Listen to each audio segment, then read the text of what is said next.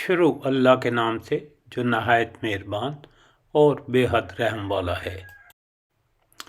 جب حضرت موسیٰ علیہ السلام نے مدت پوری کر لی اور اپنے گھر والوں کو لے کر چلے تو کوہ طور کی طرف آگ دیکھی۔ اپنے بیوی بچوں سے کہنے لگے، ٹھہرو، میں نے آگ دیکھی ہے، بہت ممکن ہے کہ میں وہاں سے کوئی خبر یا آگ کا کوئی انگارہ لاؤں تاکہ تم سینک لو۔ پھر بس جب وہ وہاں پہنچے تو اس بابرکت زمین کے میدان کے دائیں کنارے کے درخت میں سے آواز آئی کہ اے موسیٰ، یقیناً میں ہی اللہ ہوں، سارے جہانوں کا پروردگار۔ اور یہ آواز آئی کہ اپنی لاٹھی ڈال دے۔ پھر جب اسے دیکھا کہ وہ شام کی طرف پھن پھنا رہی ہے تو پیٹھ پھیر کر واپس ہو گئے اور مڑ کر رخ بھی نہ کیا۔ ہم نے کہا، اے موسیٰ، آگے آؤ، ڈرو مت، یقیناً تو ہر طرح امن سے ہے۔ اپنے ہاتھ کو اپنے گریبان میں ڈال دو، وہ بغیر کسی قسم کے روک کے چمکتا ہوا نکلے گا، بالکل سفید۔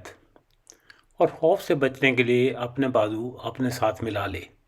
بس یہ دونوں معجزے تیرے لیے تیرے رب کی طرف سے ہیں، فرعون اور اس کی جماعت کی طرف۔ یقیناً وہ سب کے سب بے حکم اور نافرمان لوگ ہیں۔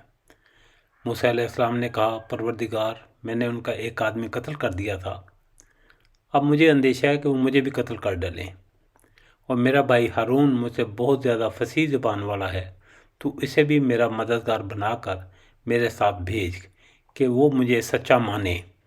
مجھے تو خوف ہے کہ وہ سب مجھے جھٹلا دیں گے۔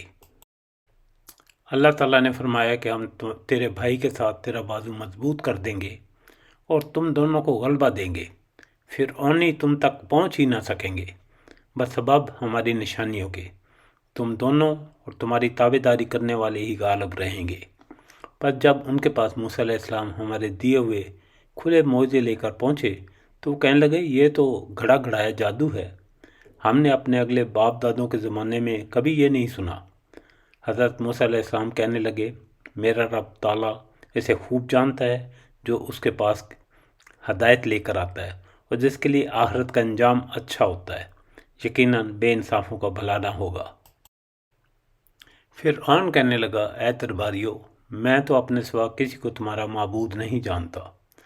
حامان، تو میرے لیے مٹی کا ایک آگ سے پکوا کر میرے لیے ایک مینار تعمیر کر تو میں موسیٰ کے معبود کو جھانک لوں، اسے میں تو جھوٹوں میں سے ہی گمان کر رہا ہوں۔